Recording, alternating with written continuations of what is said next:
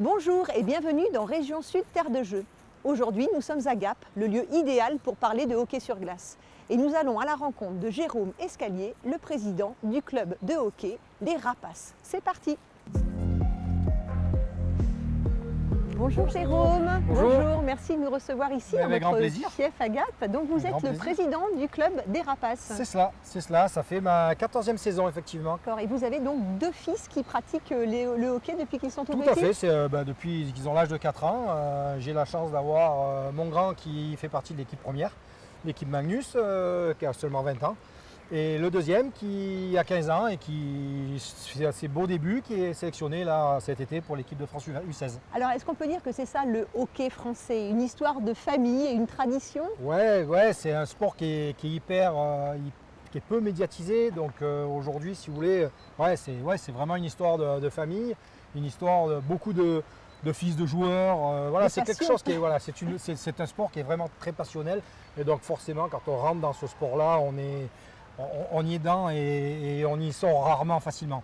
Alors vous devez être fier d'être à la tête d'un si grand club qui est l'un des plus vieux, l'un des plus titrés. On a obtenu en 2015 et en 2017 deux titres de champion de France de Ligue Magnus. On a gagné la Ligue Magnus 2 fois, on a gagné la dernière Coupe de la Ligue. On a fait 3 finales de Coupe de France. Donc beaucoup de palmarès, beaucoup d'émotions positives. Et donc une grosse fierté. Et puis on est le club de la ville. Aujourd'hui, on est le club phare. C'est 85% de taux de remplissage sur cette saison, malgré nos résultats sportifs qui sont plutôt décevants. Mais non, aujourd'hui, on est quelque chose. On est une société phare au sein de la ville de Gap. Alors vous parlez de société, justement, on voit bien que la Ligue Magnus, finalement, se professionnalise de plus en plus.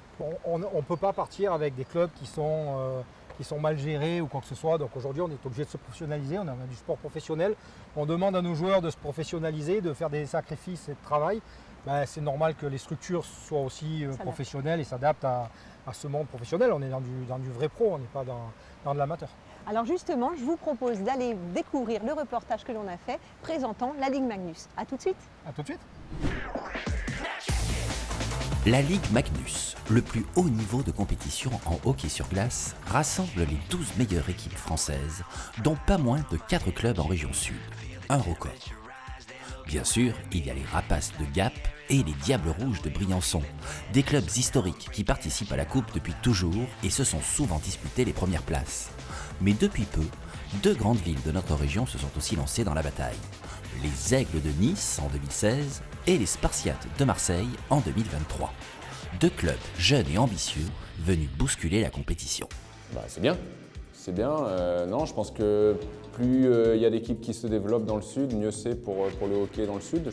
On sait qu'il va y avoir peut-être prochainement aussi les JO qui vont se dérouler dans le coin. Donc voilà, tout ça est bon pour mettre en lumière notre région et notre sport dans notre région. Avec ce 109, tous les spectateurs ont pu constater une hausse du niveau de jeu, de l'intensité des matchs, mais aussi des budgets de fonctionnement. Au point que les équipes historiques situées dans des petites villes de montagne peinent un peu à rester au niveau. On était à l'époque avec une vingtaine de matchs. Aujourd'hui, on a 44 matchs, donc c'est plus la même chose, c'est plus le même budget. Mais par contre, Briançon, ça reste une terre de hockey sur glace. Et demander à n'importe quel Briançonnais aujourd'hui s'il veut être en Division 1 ou en Ligue Magnus, il préfère la Ligue Magnus. Cette année, la région sud a participé au budget de chaque équipe avec plus de 200 000 € de subventions réparties sur les 4 clubs. De quoi accompagner le renouveau du hockey français.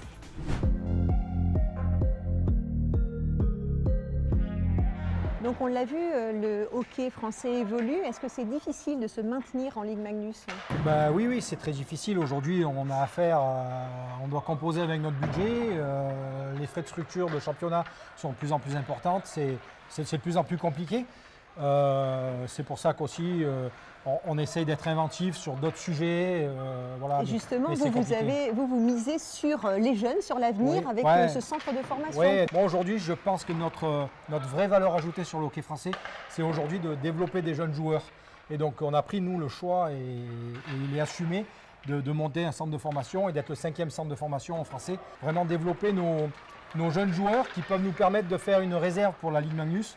Comme ça se passe aujourd'hui. Aujourd'hui, je crois que, j'avais une stat au mois de novembre, on a utilisé 42% des jeunes de la Ligue Magnus C'est Gap qui a utilisé 42% des jeunes, donc quasiment un jeune sur deux joue à Gap.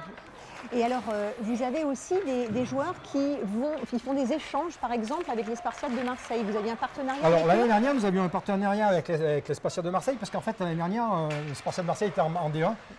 C'est aussi un peu notre difficulté aujourd'hui, c'est qu'en fait, quand on a construit notre équipe l'année dernière, on était encore avec le partenariat de Marseille, et Marseille, au mois de juin ou juillet, est monté en Ligue Magnus, parce que Mulhouse a été défaillant. Et du coup, on s'est retrouvé sans ce partenariat-là qui nous a mis un peu en difficulté. Donc on va aller justement à la rencontre de cette équipe de D1 qui est passée en Ligue Magnus, les rookies de la Ligue Magnus de cette année, les Spartiates de Marseille. Imaginez un club de foot qui, dès son entrée dans la Ligue 1, se classerait 4e derrière les plus grands champions français. Ce serait un exploit extraordinaire, improbable.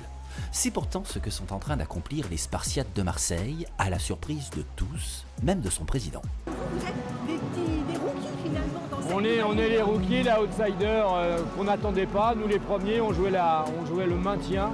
Et finalement, j'espère qu'on va faire les playoffs. En tout cas, on n'est pas trop mal parti. Leur secret, prendre pour modèle les clubs professionnels américains. Une gestion moderne, sans tabou, n'hésitant pas à recruter de nombreux joueurs internationaux, comme le Slovaque Malek Siliak ou l'immense Russe Gennady Stolyarov. Actually, I was surprised. I thought it would be a little bit lower, but you have pretty skilled guys, especially if you speak about teams like Rouen, Angers, Grenoble. You can see that they are very, very professional organizations. But I think now Marseille also is coming close to them. Mais tous les spécialistes vous le diront, une addition de talent ne suffit pas. Ce qui fait la force d'une équipe, c'est la cohésion du groupe et l'adhésion des supporters. Un travail de fond pour le capitaine et champion français, Teddy Dacosta. On dîne, on se voit avec les supporters, avec les sponsors et tout ça pour créer une famille du hockey à Marseille. C'est cet effet de groupe qui nous pousse à aller plus loin à chaque fois pour les supporters et pour la ville et pour l'instant ça marche. Entrés discrètement dans la compétition il y a 6 mois, les Spartiates jouent aujourd'hui à guichet fermé dans la plus grande patinoire de France. D'ores et déjà une victoire populaire qui fait de ce jeune club de hockey ni plus ni moins que le 2e club sportif professionnel à Marseille, après l'OM.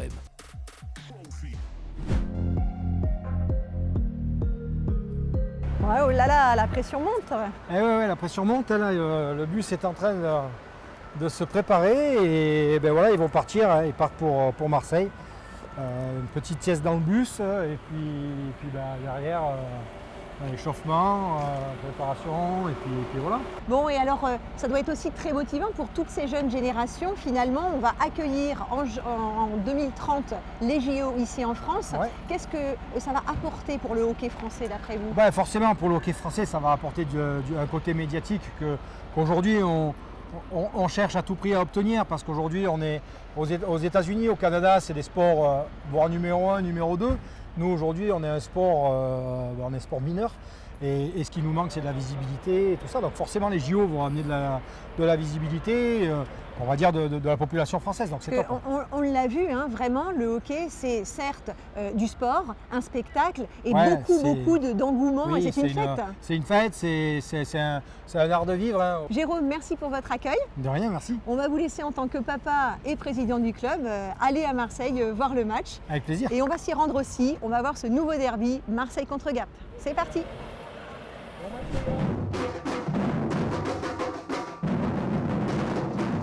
Un match de hockey, c'est avant tout un grand show à l'américaine.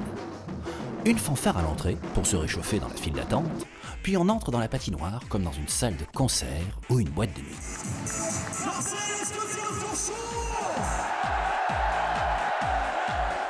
Le but, effectivement, c'était de créer ce show à l'américaine à Marseille. C'était un pari osé. Aujourd'hui, on est content du résultat que ça donne, parce qu'on arrive à remplir cette plus grande patinoire de France, comme vous disiez. Et oui, pour nous, c'était un gros challenge et on est vraiment content aujourd'hui de pouvoir vivre ça tous ensemble. Ouais. Ensuite, l'équipe soigne son entrée.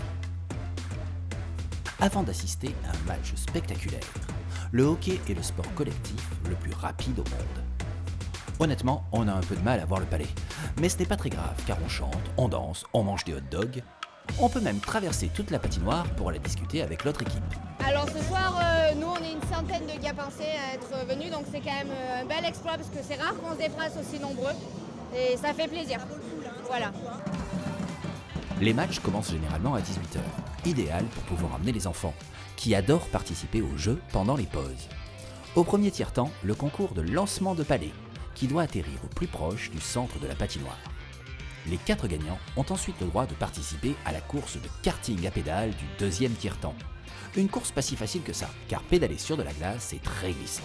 Bref, quel que soit le résultat du match, ce soir c'est Marseille qui l'emporte 3-2 contre Gap, tout le monde aura passé une super soirée. Une super ambiance ici à la patinoire de Marseille pour cette victoire des Spartiates. C'était Région Sud Terre de Jeu. Ouais